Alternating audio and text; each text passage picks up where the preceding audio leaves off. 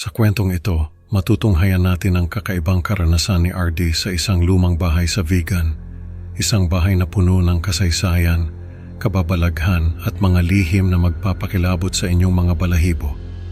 Sa kanyang paglipat natuklasan niya ang mga sulat ng isang babaeng nagngangalang Imelda at ang presensya ng isang masamang espiritu na nagngangalang Dante. Panoorin hanggang dulo para malaman kung paano hinarap ni RD at ni Sonia ang mga kababalaghan at kung paano nila sinubukang palayain ang mga kaluluwang na-trap sa bahay. Kumusta po sa lahat ng mga tagahanga ng Pinoy Horror dyan? Ako po si RD at maraming salamat sa inyong paglalaan ng oras para pakinggan ang kwento ko.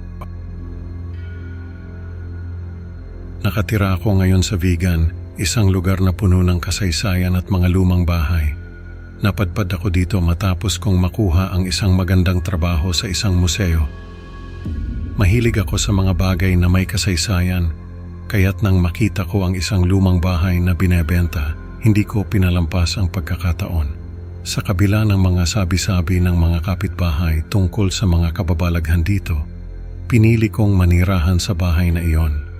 Hindi ko rin akalain na ang desisyon kong ito ay magdadala sa akin sa isang kakaibang karanasan na magbabago ng buhay ko.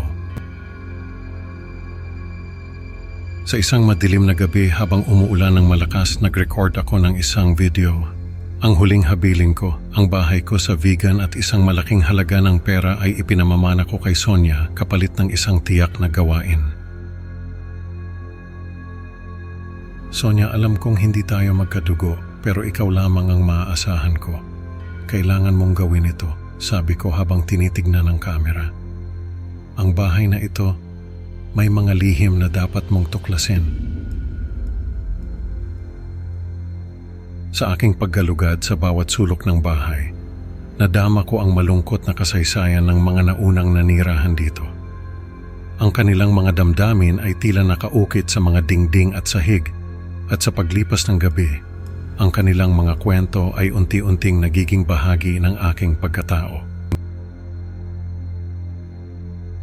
Isang araw, habang naglilinis ako ng attic, natagpuan ko ang mga lumang larawan at mga sulat ni Imelda.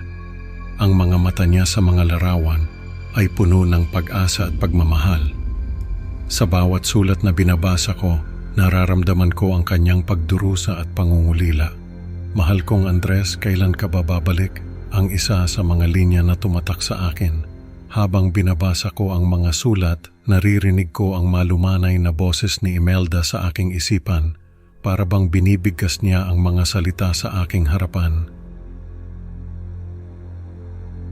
Ang pinsan kong si Glenda ay madalas bumibisita sa akin. Isang araw, nakita ko siyang nakahandusay sa sala, walang malay. Agad ko siyang dinala sa ospital, ngunit huli na ang lahat. Habang nasa ospital, naramdaman ko ang malamig na hangin sa paligid. Natuklasan ko na si Dante, isang masamang espiritu na nagmula sa kakilakilabot na kasaysayan ng bahay, ang may kagagawan sa pagkamatay ni Glenda. Walang pagsisisi sa kanyang mga mata at nagpasya akong patayin siya upang protektahan ang iba. Isang gabi inabangan ko si Dante sa lumang bahay. Dala ko ang isang matalim na kutsilyo, handa na akong tapusin ang lahat. Habang hinihintay ko siya, naririnig ko ang mga kaluskos at bulong sa paligid. Ang takot at galit ay nagsasalitan sa aking dibdib. Nakita ko siya sa isang madilim na sulok, nakangisi. Hindi mo ako matatalo, sabi niya, ngunit hindi ako nagpatinag. Para kay Glenda, sigaw ko habang inundayan ko siya ng saksak. Ang kanyang katawan ay bumagsak at itinapon ko ito sa isang malalim na balon sa likod ng bahay. Habang bumabagsak ang katawan ni Dante sa balon, narinig ko ang kanyang huling halakhak, isang tunog na nagpatindig ng aking balahibo. Ngunit hindi natapos doon ang lahat. Nagsimula siyang magpakita at magparamdam. Pinahihirapan kami ni Imelda. Ang dating mapayapang presensya ni Imelda ay naging puno ng takot at pagdurusa. Sinubukan kong paalisin si Dante sa bahay. Nagkonsulta ako sa isang pari at nagdaos ng mga ritual, ngunit nabigo lahat ng aking pagsisikap. Lumipas ang mga taon at unti-unti akong nilamon ng pagkakasala at kawalang pag-asa. Araw-araw kong nasasaksihan ang pagdurusa ni Imelda. Halos hindi na ako lumalabas ng bahay. Ang mga kapitbahay ay nagtataka kung ano ang nangyayari sa loob, ngunit wala akong lakas na ipaliwanag. Ang mga pinto at bintana ng bahay ay nagsimulang magkulay kalawang, tanda ng matagal na pagkakabukod at pagkakulong. Imelda, patawarin mo ako, bulong ko sa hangin, umaasang maririnig niya. Ngunit ang kanyang mga iyak ay patuloy na umaalingaw-ngaw sa bawat sulok ng bahay. Ang aking kalusugan ay unti-unting humina, nabalot ng pangungulila ang aking pag-iisip.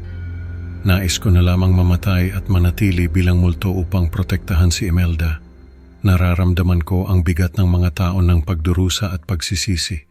Ang mga alaala ni Glenda at ang mga pangako ko kay Imelda ay bumabalik sa aking isipan, hindi ko matakasan.